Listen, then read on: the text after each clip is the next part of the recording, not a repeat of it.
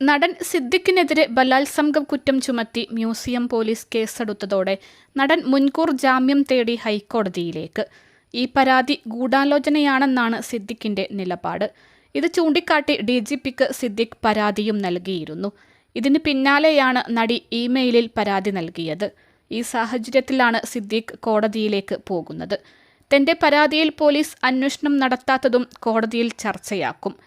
Hema committee റിപ്പോർട്ടിന് പിന്നാലെ ആദ്യം കേസെടുത്തത് സംവിധായകൻ രഞ്ജിത്തിനെതിരെയാണ്. എന്നാൽ രഞ്ജിത്തിനെതിരെ ബലാത്സംഗ കുറ്റമില്ല.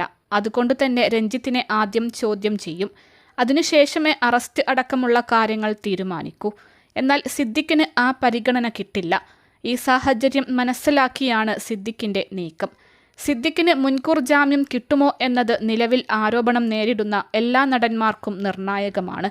ബാബുരാജിനെതിരെയും ബലാത്സംഗ കേസ് വരാൻ സാധ്യത ഏറെയാണ്. സിദ്ദിഖിനെതിരെ യുവനടിയുടെ പരാതിയിലാണ് കേസെടുത്തത്. ഭാരതീയ ന്യായ സംഹിതയിലെ 376, 506 വകുപ്പുകൾ അനുസരിച്ചാണ് കേസെടുത്തത്. 376 വകുപ്പനുസരിച്ച് ബലാത്സംഗത്തിന് 10 വർഷത്തിൽ കുറയാത്തതും ജീവപര്യന്തം വരെ നീണ്ടേക്കാവുന്നതുമായ തടവും പിഴയും ശിക്ഷ ലഭിക്കും.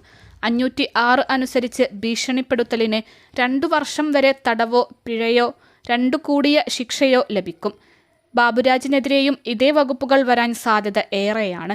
ഹേമ കമ്മിറ്റി റിപ്പോർട്ടിലെ ഹർജി ഹൈക്കോടതിയുടെ പരിഗണനയിലുണ്ട്.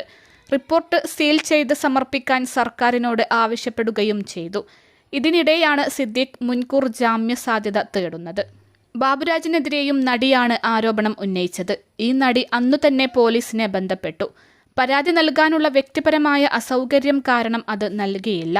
പരാതിപ്പെട്ടുവെന്ന് SP കൂടിയായ ശശിധരനും ഇപ്പോൾ സമ്മതിച്ചിട്ടുണ്ട്. ഇതെല്ലാം ബാബുരാജ് കേസിനെ കൂടുതൽ സങ്കീർണമാക്കുന്നുണ്ട്.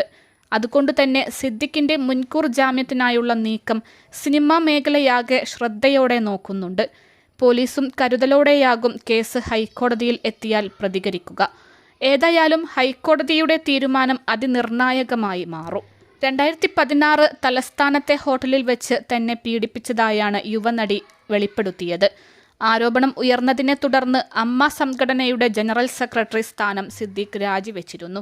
നടൻ സിദ്ദിഖ് ഉപദ്രവിച്ചെന്നും പല സുഹൃത്തുക്കൾക്കും സിദ്ദിഖിൽ നിന്ന് ഇതേ അനുഭവം ഉണ്ടായിട്ടുണ്ടെന്നുമായിരുന്നു നടിയുടെ ആരോപണം.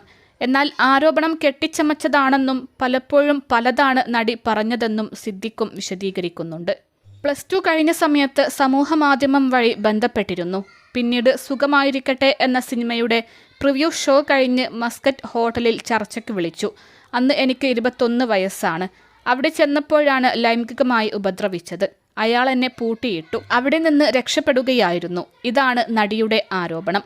2019 തന്നെ ഇക്കാര്യം തുറന്നു പറഞ്ഞിട്ടുണ്ടെന്നും സിനിമയിൽ നിന്ന് മാറ്റി നിർത്തിയതിനാൽ ഇപ്പോൾ ഒന്നും നഷ്ടപ്പെടാനില്ലാത്തതുകൊണ്ടാണ് സധൈര്യം തുറന്നു പറയുന്നതെന്നും നടി വ്യക്തമാക്കിയിരുന്നു. അൽസലാമ ഐ ഹോസ്പിറ്റൽ 21 ലക്ഷത്തോളം സന്തുഷ്ടരായ ഉപഭോക്താക്കളും 2 ലക്ഷത്തോളം തിമിര ശസ്ത്രക്രിയകളും പൂർത്തിയാക്കിയ മലബാറിലെ ഏക കണ്ണാശുപത്രി. ലോകോത്തര നിലവാരമുള്ള ചികിത്സാ സംവിധാനങ്ങൾ, എല്ലാ നേത്രരോഗ ചികിത്സാ സൗകര്യങ്ങളും വിദഗ്ധരായ ഡോക്ടർമാരുടെ മേൽനോട്ടത്തിൽ. Al Salama eye hospital, hospital road, Perinthalmanna.